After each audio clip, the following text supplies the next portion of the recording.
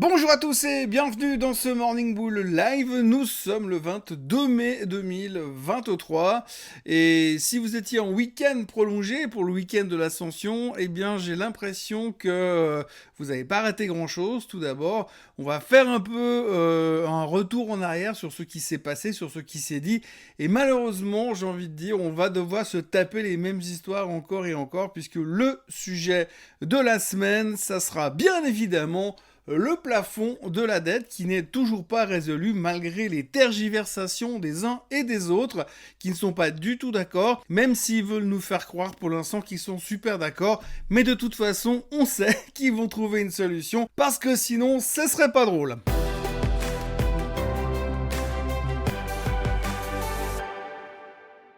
Donc si on récapitule un petit peu ce qui s'est passé, la semaine dernière, on a eu à un moment donné de la semaine, Monsieur McCarthy, le sénateur républicain qui voudrait que n'importe qui soit président, mais pas Monsieur Biden l'année prochaine, eh bien Monsieur McCarthy est venu nous dire que normalement tout se passait bien, les négociations avançaient bien, et que si tout allait bien, si Air Force One ne s'écrasait pas au retour d'Hiroshima, il y avait des bonnes chances pour qu'un accord sur la dette soit signé en début de cette semaine-là dans laquelle nous sommes aujourd'hui. Ça, c'était l'euphorie du milieu de la semaine, juste avant le week-end de l'Ascension. Tout le monde y était beau, tout le monde y était gentil, l'intelligence artificielle c'était génial, le S&P 500 était à ça de péter les 4200 pour rentrer en bull market, et puis il y a eu le week-end de l'Ascension. À partir de là, il s'est plus passé grand-chose pour nous, en Europe.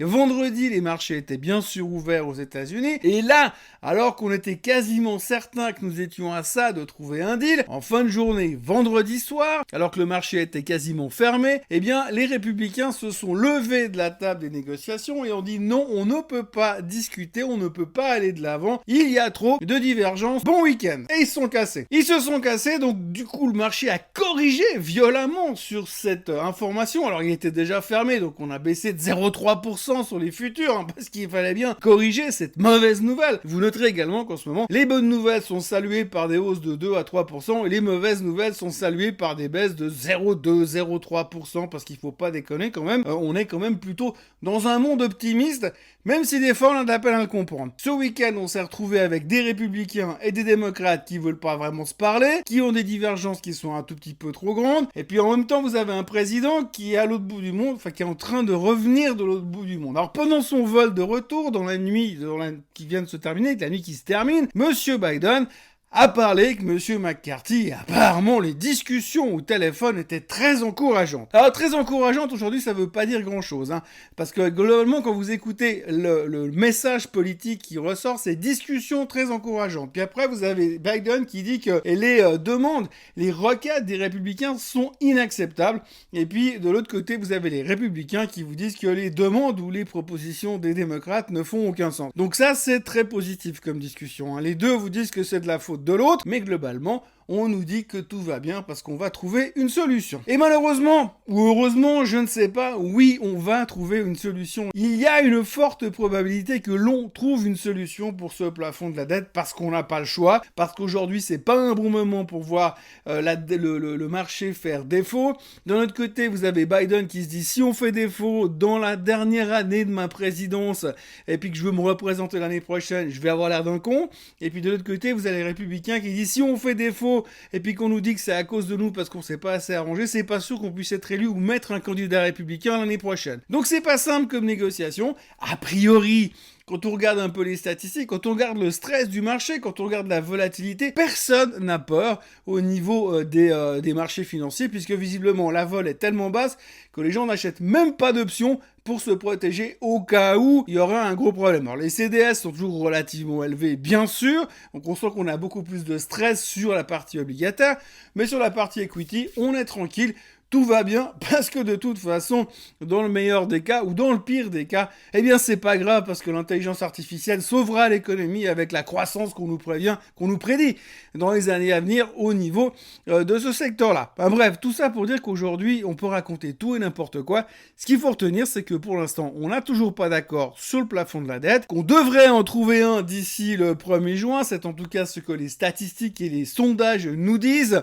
Et puis après, On verra, de toute façon on va rehausser le plafond de la dette, on va repousser le problème à une autre fois, et puis là on se dit, maintenant qu'on a rehaussé le plafond de la dette, on va pouvoir réfléchir pour voir comment est-ce qu'on peut dépenser moins. Mais pas du tout, une fois que le plafond de la dette sera rehaussé, pouf, on repartira comme avant, on va claquer du pognon dans tous les sens, et on verra au prochain plafond de la dette comment on va négocier, mais il faudrait surtout pas trouver des solutions, c'est pas la préoccupation de l'instant, c'est pas la préoccupation du marché pour le moment non plus. Donc voilà, je vous l'annonce de but en blanc, cette semaine nous allons parler du plafond de la dette principalement, même si à côté on parle toujours de récession, d'inflation, ou de hausse des taux, ou de non-hausse des taux, et en plus en fin de semaine on aura les chiffres du PCE, le chiffre préféré de la Fed pour savoir ce qu'ils vont faire avec l'inflation. Alors on parle de l'inflation parce que au cas où les gens s'y intéressent un peu, vendredi dernier Monsieur Powell a parlé. Il y a quelques semaines en arrière on se concentrait uniquement sur les discours de Monsieur Powell, et là il parle vendredi soir et tout le monde s'en fout parce qu'on est concentré sur le plafond de la dette pour résumer la chose. Mais en gros, Monsieur Powell a dit quoi? Pas très intéressant, mais ce qu'il a dit, c'est qu'il n'y avait pas forcément de raison pour l'instant de vouloir monter les taux beaucoup plus haut,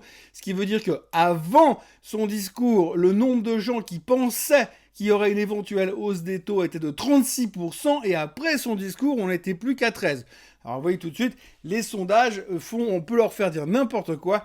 Toujours est-il qu'on était soulagés après le discours de Powell, même si je suis pas certain que 80% des gens ont pris le temps de lire ce qu'il a raconté dans son discours. Bref, toujours est-il que pour l'instant, les taux ne devraient pas monter lors du meeting du 13 et du 14 juin, à moins que les chiffres du PCE qui vont sortir vendredi après-midi nous disent le contraire, mais ça c'est une autre histoire, parce qu'entre deux, on a le plafond de la dette à régler. Et puis alors de l'autre côté, vous avez l'aspect récession. Si vous regardez un petit peu les paris qui sont pris aujourd'hui sur le pétrole, eh bien on se rend compte qu'il y a beaucoup de hedge fund managers qui sont en train de shorter massivement le pétrole.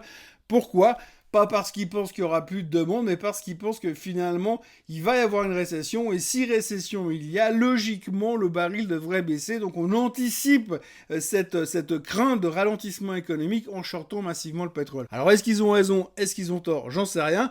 Mais ce qu'on voit quand même, c'est qu'au-delà du plafond de la dette, il y a quand même des gens qui prennent des paris sur les taux, sur l'inflation, ou alors carrément sur les risques de récession. Mais c'est vraiment mineur pour l'instant, puisque globalement, ce qu'il faut vraiment retenir sur cette vidéo et sur la semaine qui nous attend, c'est que le plafond de la dette est le centre du monde, et on le voit clairement encore ce matin en Asie, où finalement les marchés ne font rien en attendant de voir ce qui va se passer à Washington. Et puis malgré tout, on attendait encore un message de la Banque centrale chinoise qui aurait dû, que l'on espérait voir venir avec une baisse des taux pour stimuler l'économie, mais que dalle.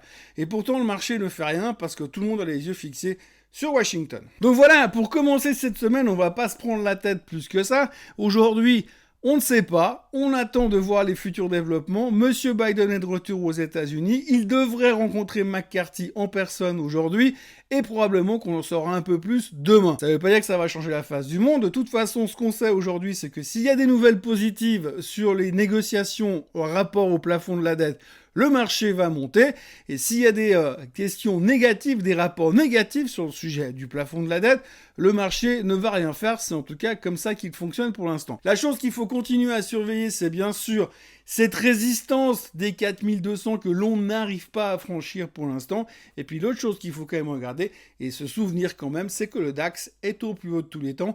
Et quand vous voyez les chiffres de l'inflation en Allemagne, quand vous voyez les chiffres du PIB en Allemagne, quand vous voyez la croissance économique de l'Allemagne pour l'instant, eh bien vous vous dites qu'il y a quand même une sacrée différence entre la réalité des marchés et la réalité économique de tous les jours. Voilà ce que l'on pouvait dire aujourd'hui. On ne va pas chercher plus loin, on va attendre les nouvelles, voir comment elles sont perçues par les marchés, voir ce que nous annoncent les grands de ce monde, et puis on y reviendra demain pour décortiquer tout ça.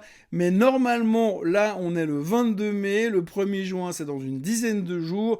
Normalement, ils devraient nous trouver un accord dans les 8 jours suivants, juste pour nous faire le suspense jusqu'au bout. C'est en général comme ça que ça marche à chaque fois.